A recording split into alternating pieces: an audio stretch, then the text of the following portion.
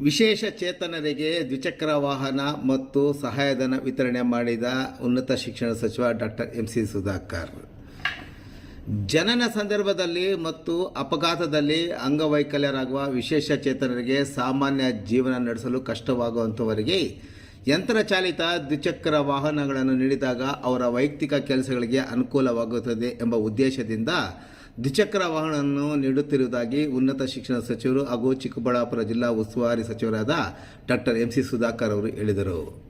ಅವರು ಮಹಿಳಾ ಮತ್ತು ಮಕ್ಕಳ ಕಲ್ಯಾಣ ಇಲಾಖೆ ವತಿಯಿಂದ 2023-24ನೇ ಸಾಲಿನ ವಿಶೇಷ ಚೇತನರ ಹಾಗೂ ಹಿರಿಯ ನಾಗರಿಕರ ಸಬಲೀಕರಣ ಇಲಾಖೆಯ ವಿವಿಧ ಯೋಜನೆಗಳ ಅಡಿಯಲ್ಲಿ ಆಯ್ಕೆಯಾದ ಅರ್ಹ ಫಲಾನುಭವಿಗಳಿಗೆ ರಾಜ್ಯ ಸರ್ಕಾರದ ಅನುದಾನದಲ್ಲಿ ವಿವಿಧ ಸೌಲಭ್ಯಗಳಾದ 13 ಯಂತ್ರಚಾಲಿತ ದ್ವಿಚಕ್ರ ವಾಹನಗಳ ವಿತರಣೆ ಮತ್ತು ವಿಶೇಷ ಚೇತನರನ್ನು ವಿವಾಹವಾಗುವ ಸಾಮಾನ್ಯ ವ್ಯಕ್ತಿಗಳಿಗೆ ನೀಡುವ 50,000 ರು ವಿವಾಹ ಪ್ರೋತ್ಸಾಹ ಧನವನ್ನು ಅಶೋಕ್ ಹಾಗೂ ರಜನಿ ದಂಪತಿಗಳಿಗೆ ತಾಲೂಕು ಪಂಚಾಯತ್ ಆವರಣದಲ್ಲಿ ವಿತರಿಸಿ ಅವರು ಮಾತನಾಡುತ್ತಿದ್ದರು. ಸರ್ಕಾರದಿಂದ ಪಡೆದಿರುವುದನ್ನು ನಿರ್ವಹಣೆ ಮಾಡಿಕೊಳ್ಳಬೇಕು ಎಂದು ಕೋರಿದ ಅವರು, ಕಳೆದ ವರ್ಷ ಶಾಸಕರ ಪ್ರದೇಶಾಭಿವೃದ್ಧಿ ಯೋಜನೆಯಲ್ಲಿ 2 ಕೋಟಿ ರುಗಳ ಹಣವನ್ನು ಸಂಪೂರ್ಣವಾಗಿ ವಿಶೇಷ ಚೇತನರಿಗೆ ದ್ವಿಚಕ್ರ ವಾಹನ ನೀಡಲು ತೀರ್ಮಾನಿಸಿದ್ದು ಈಗಲೇ ಪಟ್ಟಿ ಸಹ ಮಾಡಿದ್ದೇನೆ ಎಂದರು.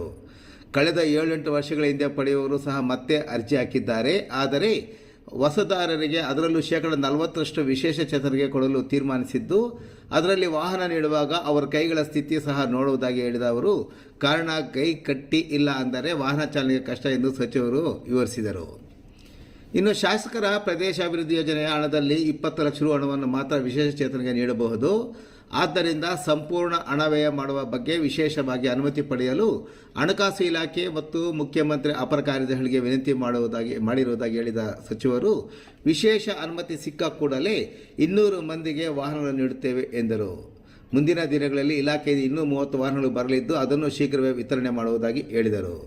ಈ ಸಂದರ್ಭದಲ್ಲಿ ಚಿಕ್ಕಬಳ್ಳಾಪುರ ಜಿಲ್ಲಾಧಿಕಾರಿಗಳಾದ ರವೀಂದ್ರ, ಉಪವಿಭಾಗಾಧಿಕಾರಿ ಅಶ್ವಿನ್, ಯುವ ಆನಂದ್, ತಹಸೀಲ್ದಾರ್ ಸುದರ್ಶನ್ ಯಾದವ್, ಜಿಲ್ಲಾ ವಿಕಲಚೇತನ ಕಲ್ಯಾಣಾಧಿಕಾರಿ ಜಗದೀಶ್, ನಗರಸಭೆ ಪೌರಾಯುಕ್ತರಾದ GN ಚಲಪತಿ, ಜಿಲ್ಲಾ ಮೀನುಗಾರಿಕಾಧಿಕಾರಿ ನಾಗೇಂದ್ರ ಬಾಬು, CDPO ಮಹೇಂದ್ರ ಬಾಬು, ನಗರಸಭಾ ಸದಸ್ಯ JB ಮುರಳಿ, ಅಂಗವಿಕಲ ಸಮಸ್ಯೆ ಅಧಿಕಾರಿ ಮಂಜುನಾಥ್ ಸೇರಿದಂತೆ ಮತ್ತಿತರರು ಈ ಸಂದರ್ಭದಲ್ಲಿ ಉಪಸ್ಥಿತರಿದ್ದರು. ಮಹಿಳಾ ಮತ್ತು ಮಕ್ಕಳ ಕಲ್ಯಾಣ ಇಲಾಖೆಯಿಂದ ಇವತ್ತು ನಮ್ಮ ಕನ್ನಡದಲ್ಲಿ ವಿಕಲಚೇತನ ಅಂತೀರ, ಬೇರೆ ವಿಶೇಷ ಚೇತನ, ಇವತ್ತು ವಿಶೇಷ ಚೇತನರಿಗೆ ಸುಮಾರು 13 ತ್ರಿಚಕ್ರ ವಾಹನ ಕೊಡ್ತಕ್ಕಂಥ ಕಾರ್ಯಕ್ರಮ ಈಗ 11 ಕೊಟ್ಟಿದ್ದಾರೆ, 2 ಕೊಡ್ತಾರೆ.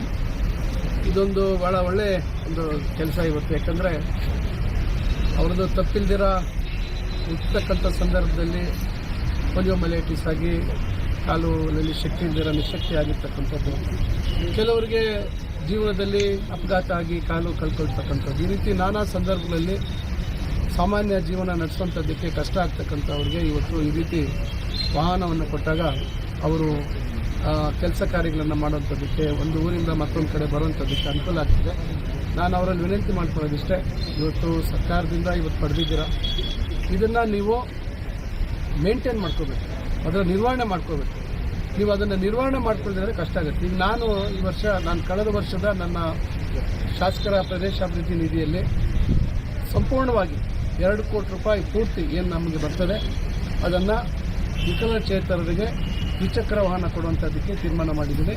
ಈಗಾಗಲೇ ಪಟ್ಟಿ ಮಾಡಿದ್ದೀವಿ. ಈಗ ಅದರಲ್ಲಿ ಕೆಲವರು ಇತ್ತೀಚೆಗೆ ತಗೊಂಡಿರ್ತಕ್ಕಂಥಂದರೆ ಇತ್ತೀಚೆಗೆ ಒಂದು 7-8 ವರ್ಷದಿಂದ ತೆಗೆದುಕೊಂಡಿರುವಂಥವರು ಪಟ್ಟಿ ಕೊಟ್ಟಿದ್ದಾರೆ.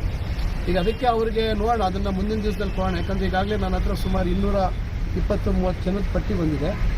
40%ಗಿಂತ ಹೆಚ್ಚು ವಿಕಲಚೇತನ ಇರ್ತಾರೆ, ಅವರಿಗೆ ಕೊಡ್ತಕ್ಕಂಥದ್ದು. ಮತ್ತು ಕೈ ಕಟ್ಟಿರಬೇಕು. ನಾಳೆ ವಾಹನ ಕೊಡೋದಲ್ಲ ಮುಖ್ಯ, ನಾಳೆ ಅವರು ವಾಹನ ಚಾಲನೆ ಮಾಡ್ತಕ್ಕಂಥದ್ದು ಆಗಬೇಕು.